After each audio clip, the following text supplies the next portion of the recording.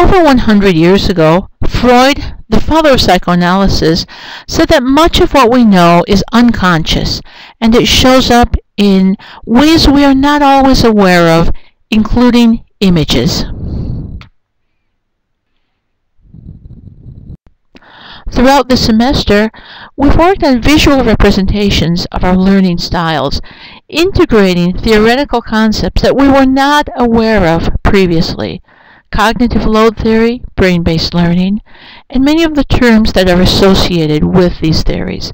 These terms are not just disembodied knowledge, but they show up in diverse ways, as you will see in many of these representations. I'll start with Marines. Marine focuses on modalities. The bulk of the research on learning and teaching focuses on visual and auditory senses, and you see the two red lines coming out of her middle circle. These are, of course, not the only senses we use when we learn. Kids in Montessori use the tactile sense very frequently, but these are the main modalities that have been researched. Julia and David spoke about being active hands-on learners, and I tied their images into the cognitive load idea that we can hold on to 7 plus or minus 2 bits of data in our working memory at any time. This is not only hands-on to be active learners. In an information society, we are constantly bombarded with data. We have to decide what to focus on, what to learn, what to discard. And I think these images show this very, very nicely. Sean's image is with long-term memory, where we organize, we evaluate the information we have. He focuses on opportunities, threats, weaknesses, and strengths. And you have to have all of this in long-term memory to be able to organize it in such a clear fashion.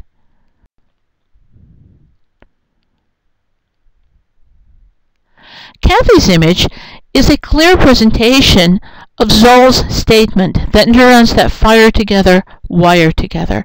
We are constantly integrating information, sensory with emotional, new facts in the old mental encyclopedia.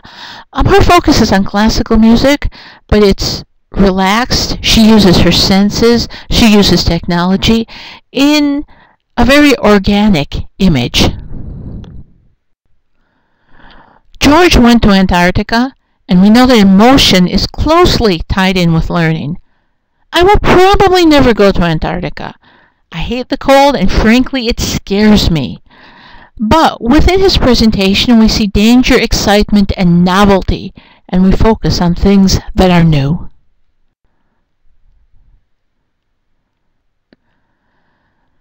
I presented my learning style as a path, very much focused on books, on learning, on reflection, and Zoll presents reflection as one type of learning.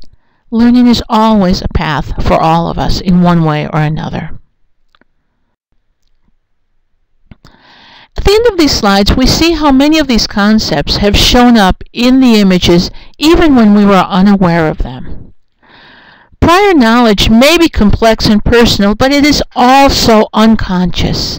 And the challenge to you is to find applications of these theories and expand on these theories, both in your own learning and in that of your students.